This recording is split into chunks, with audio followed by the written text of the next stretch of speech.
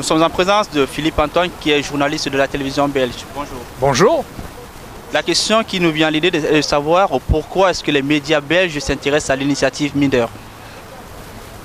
Parce que c'est un sujet qui pourrait intéresser la Belgique. En Belgique aussi, il y a eu plusieurs fois des questions qui se sont posées par rapport au salaire de certains patrons, notamment des entreprises publiques autonomes, comme nous les appelons en Belgique, que ce soit les chemins de fer, la Société nationale des chemins de fer belge, ou la Poste.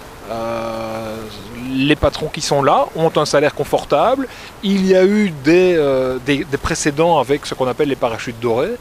Et c'est clair que ça a interpellé la population et que c'est donc un sujet qui peut être intéressant et de venir voir pourquoi on fait ça en Suisse, comment on fait ça en Suisse, sur quoi ça va déboucher.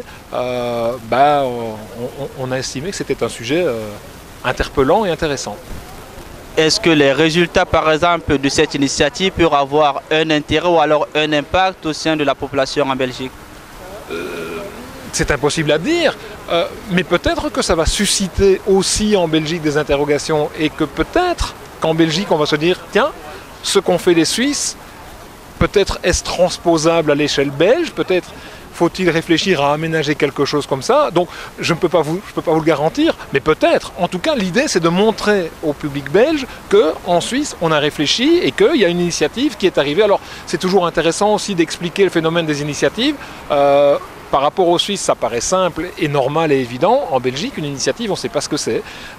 Donc c'est bien aussi d'expliquer que dans un pays qui est juste à côté de chez nous et qui ressemble un tout petit peu quand même à la Belgique, sauf si on accepte les montagnes, mais où on parle plusieurs langues, où il y a aussi quelques complications parfois administratives, et bien de se dire que une initiative qui récolte 100 000 signatures débouche par un vote sur lequel la population s'exprime. Donc ça va un peu plus loin même que la simple initiative Minder, mais ça pourrait faire réfléchir et peut-être donner des initiatives aussi au niveau belge. Au-delà du résultat qu'on pourra avoir dimanche prochain, est-ce que vous pensez que la Suisse peut être considérée comme un modèle dans ce sens? Je ne sais pas si la Suisse peut être considérée comme un modèle. Ça peut en tout cas donner l'impression que oui, c'est un peu premier de classe et de se dire tiens, en Suisse, et c'est ça qui est amusant en plus, la Suisse qui est plus souvent connue à l'étranger pour ses banques, son secret bancaire, ce paradis fiscal, de se dire tiens, là, ils vont quand même malgré tout jeter un œil et faire attention au salaire des grands patrons. Oui, c'est interpellant.